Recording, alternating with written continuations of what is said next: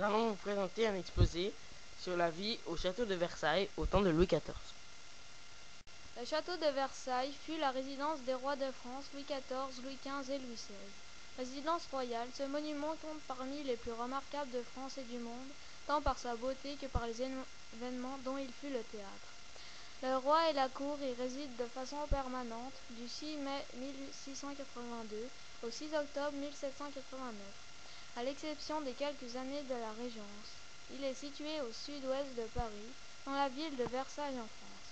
Ce château est devenu un symbole de l'apogée de la royauté française.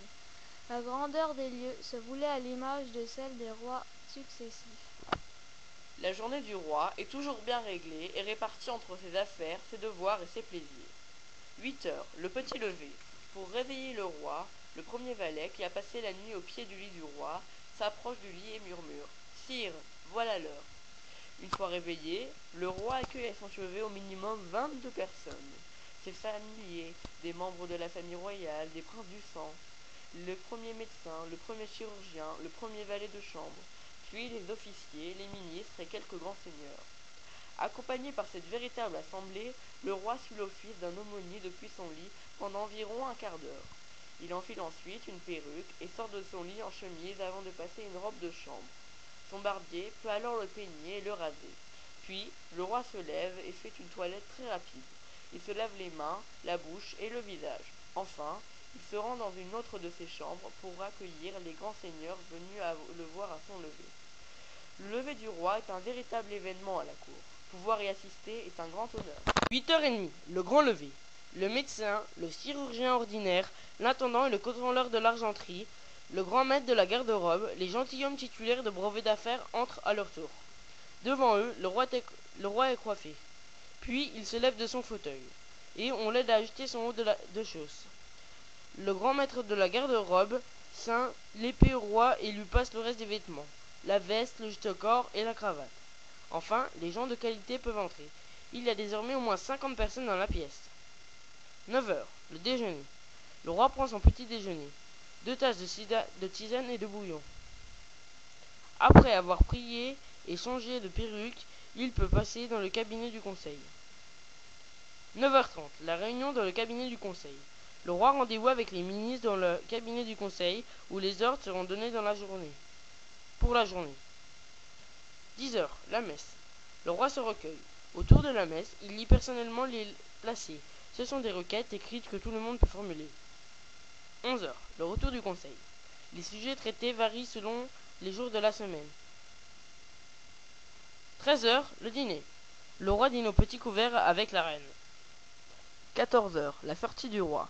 Le roi retourne au cabinet pour se changer, puis part à la chasse ou va se promener dans ses jardins. Il adore tellement ces jardins qu'il a écrit un guide pour mieux les visiter. Le nôtre ou de Mansart, à qui il propose de nombreuses questions, l'accompagne souvent dans ses promenades. D'autres fois, le roi accompagne les dames à Trianon ou à Marly.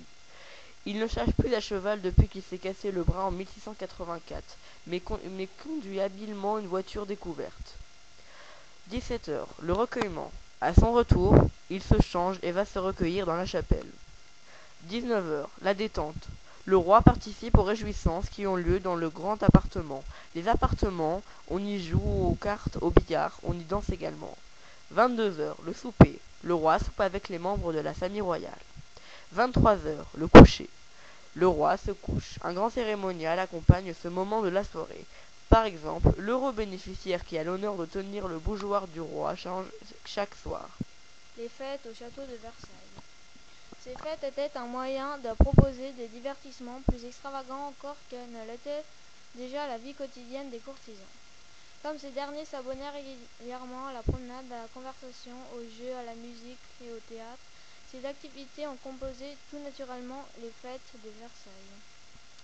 Les fêtes devaient être autant plus extraordinaires que la cour menait grand train presque quotidiennement. Les grandes fêtes pouvaient durer plusieurs jours et célébrer les mariages, les victoires ou la venue des princes étrangers. Mais toutes montraient avant tout la puissance du roi. En plus, le spectacle consistait en un effort monumental. Plus de 100 danseurs, des tapisseries et des chandeliers de cristal pour orner du théâtre. 1200 personnes ont été assises sur les gradins, 300 autres sur le parterre. Les soirées d'appartement au château de Versailles. 3 fois par semaine, le grand appartement du roi est aménagé pour la réception de la cour. Un buffet pour les boissons, café, chocolat, vin et liqueurs, est dressé dans le salon de la Bondosse. Un autre pour les friandises dans le salon de Vénus. Le grand salon de Mars est réservé pour la danse, ceux de Mercure et d'Apollon au jeu et pour la musique. Les invités arrivent après 6 heures. Ceux qui ne sont pas connus doivent présenter un billet d'invitation. La soirée débute par le concert, se poursuit par les danses et par toutes sortes de jeux jusqu'à l'heure du grand couvert. Cette habitude des appartements se perpétue jusque sous Louis XVI. Le souper au grand couvert se tient à 10 heures du soir dans l'antichambre du roi ou de la reine selon les époques. Une table rectangulaire est alors dressée avec le fauteuil du roi et de la reine. Le dos à la cheminée. Les pliants pour les convives sont placés au bas-côté de la table et devant, en demi-cercle, ceux des duchesses qui, seules, sont assises au premier rang de l'assistance. Derrière elles se tiendront debout les autres courtisans et les curieux de passage.